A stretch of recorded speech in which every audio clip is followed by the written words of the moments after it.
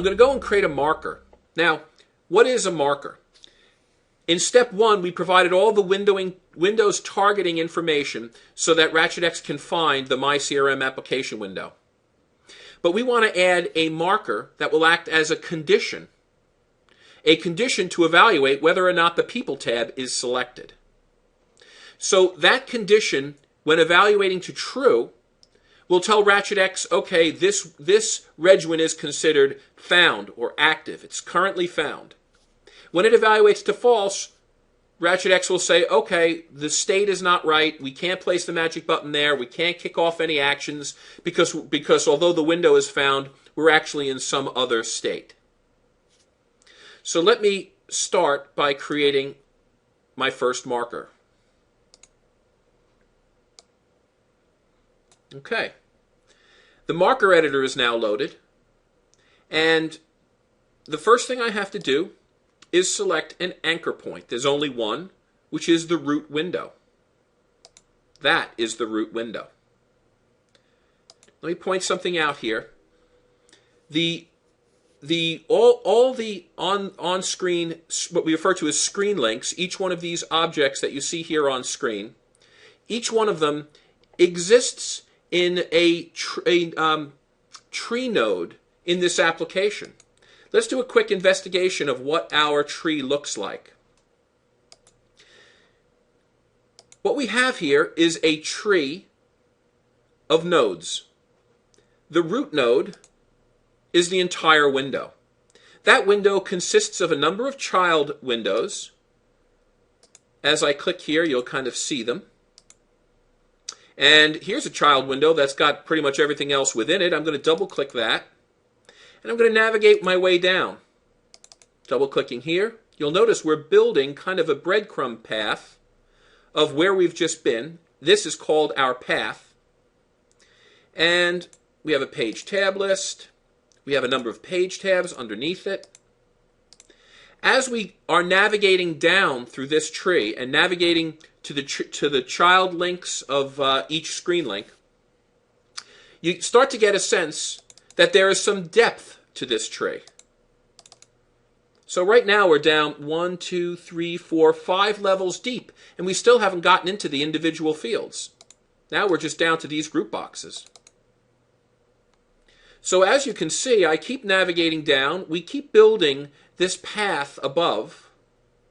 And now we're finally getting down to where the rubber meets the road, and we're now getting to some of the fields that we're interested in, such as address line 2. Within here, there's a text box, and that's one of the fields that we're interested in. As you can see, this path is 1, 2, 3, 4, 5, 6, 7, 8, 9 or 10 levels deep. Okay? A simple way to do what we just did, as opposed to navigating down through this tree of screen links, we could have just done the following. We could have dragged this crosshair and selected a node that we're interested in. Okay? So that would get us the address line 1. And if I bring up the Advanced Path Editor, you'll see it's basically has assembled the same thing for us. We'll talk a little bit about paths in a moment. Okay, so back to where we were going. We were about to build a marker. And in the case of a marker, I'm going to drag over here, and I'm going to select the People tab, because that's the condition that we want evaluated.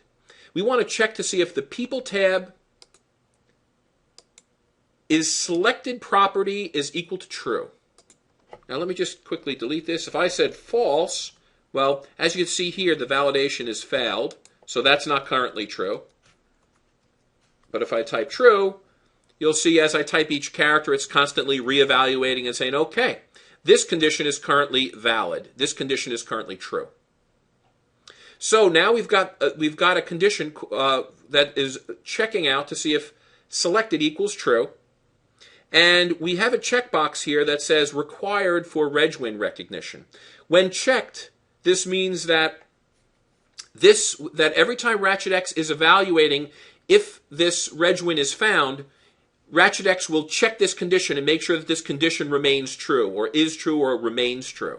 Okay? So That's very common. I'm going to call this main condition. And we've just created our first marker, and that marker is a condition evaluating whether selected for the people tab is true. Let me click OK. Okay, now that we have a condition here, let's run this through our test again. I'm going to go back to the Window tab, and this time I'm going to run a different type of test where I'm going to evaluate window with markers. So now I'm going to click Test, and it says, yes, it's been found. It shows me that it's actually evaluated one marker and that it's true. So now we're talking about 29, 30 milliseconds. That's how long it's taking to make this evaluation. Okay? Well, as always, a good rule of thumb is always to make sure you test the negative first. So now I'm going to test and make sure it fails when the company tab is selected, which it does. Then I'll go back and make sure it succeeds when I test it with the people tab selected, and it does. Okay, so now we're in good shape. Now we've provided all of the criteria needed for Ratchet-X to recognize this regwin as part of my CRM.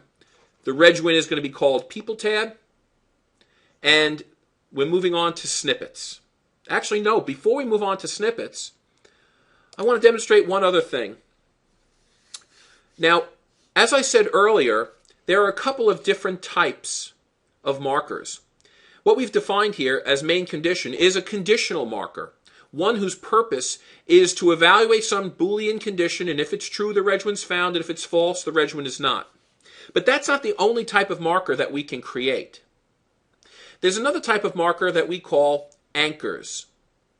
And an anchor is not absolutely necessary, but very often useful because its purpose is to create a certain amount of efficiency and make Ratchet-X's job easier by finding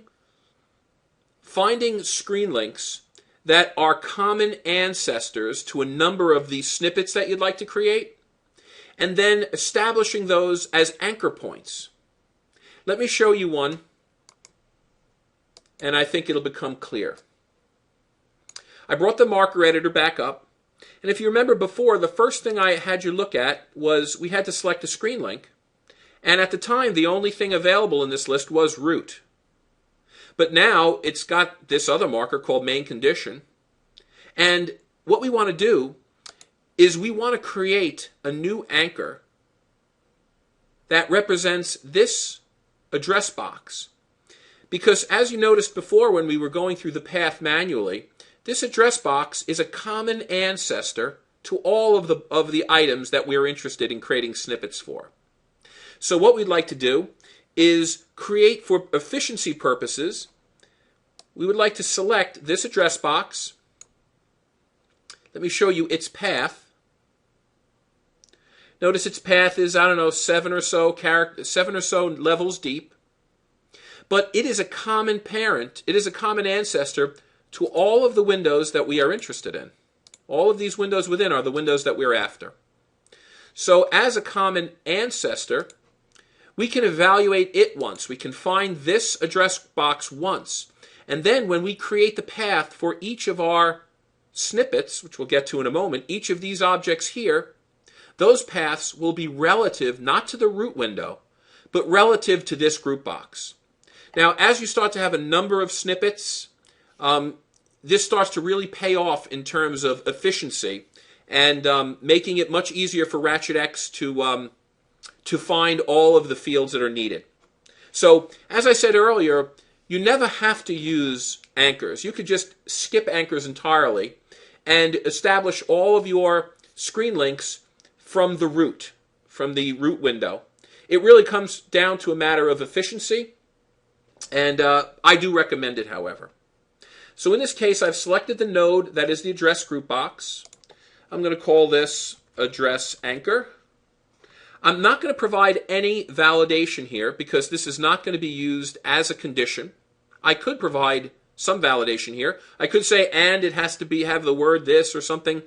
It is possible to have anchors and conditions overlap. You could have one marker that represents both. But in this case, they're two discrete markers. I am going to turn off Recognize for Regwin Recognition. By doing so, this screen link will not be found by the Ratchet-X scanner. Ratchet-X will not scan and check this marker to see if it's there. It won't worry about whether it's there or not. It will just evaluate the main condition marker that we created earlier, and then if that's found, it assumes that everything else, all snippets and all the other things, are all there where they're supposed to be. So by turning this off, I'm giving the Ratchet-X scanner a little bit less work to do every couple of seconds as trying to reestablish a connection to this Regwin. I'll click OK. And then I'm going to go back to my Window tab, and I'm going to test this again. And what's interesting is you will notice that it's found again, and the marker count is 1, because there's only one marker that's being used as part of evaluating whether or not this window is found. Once again, if I select the Company tab in the target application, then when I click Test, it won't be found. The main condition is false. And then, once again, it's found properly when the People tab is selected. Okay, so now we've provided all the targeting information needed, and we've even provided a little point of efficiency so that when we create our screen links for these address elements, we'll be able to create them very efficiently.